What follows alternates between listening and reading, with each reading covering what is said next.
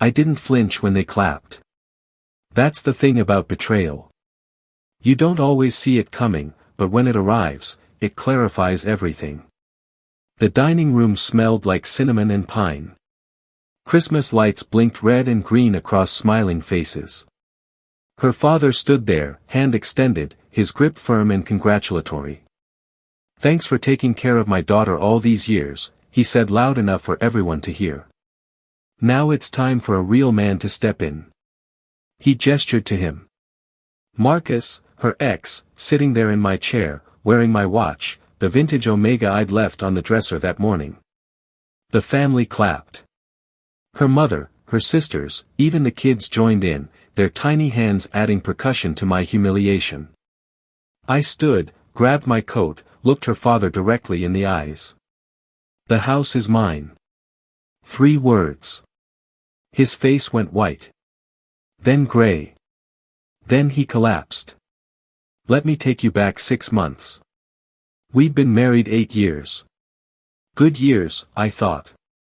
I built a software consulting firm from nothing. 16-hour days, missed dinners, but always for us. The house in her name was my idea, a gift, a gesture of trust after her father suggested a prenup and I'd refused, wanting to prove my love wasn't transactional. "You're too good to her," he'd said back then, shaking his head. I should have listened to the tone, not the words. June. That's when I noticed. Small things first. Her phone face down at dinner. Gym sessions that lasted 3 hours. New lingerie I never saw her wear.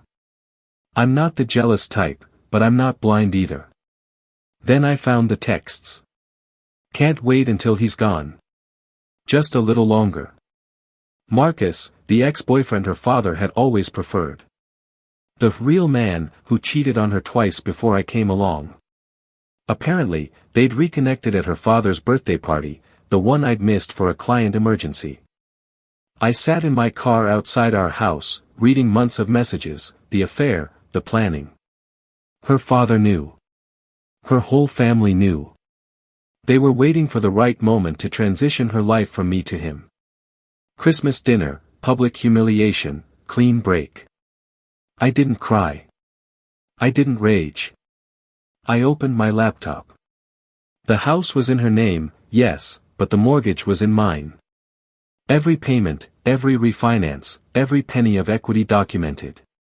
My lawyer confirmed what I suspected. Her name on the deed meant nothing without proof she'd contributed. She hadn't, not once. Then I found the real gift. My firm had 3 major contracts up for renewal in January. Her father's company supplied hardware for 2 of them, a relationship I'd cultivated, thinking I was building family bridges. I called both clients personally, explained I was restructuring my vendor partnerships due to personal circumstances, offered them better terms with competitors I'd been courting quietly for months. Both signed before New Year's. Her father's company would lose $340,000 annually. But I wasn't done. Marcus worked in pharmaceutical sales. I knew his boss. We'd played golf twice. One casual conversation about reliability concerns and a few screenshots of Marcus's texts during work hours, bragging about his conquest, and suddenly Marcus was pursuing other opportunities. I moved my assets offshore, canceled joint credit cards, filed for divorce on December 23, citing adultery with documented evidence. Her lawyer called mine. He's being vindictive. My lawyer read from the prenup she'd insisted on after her father pressured her. The one that included an infidelity clause invalidating spousal support. Vindictive? No. Precise.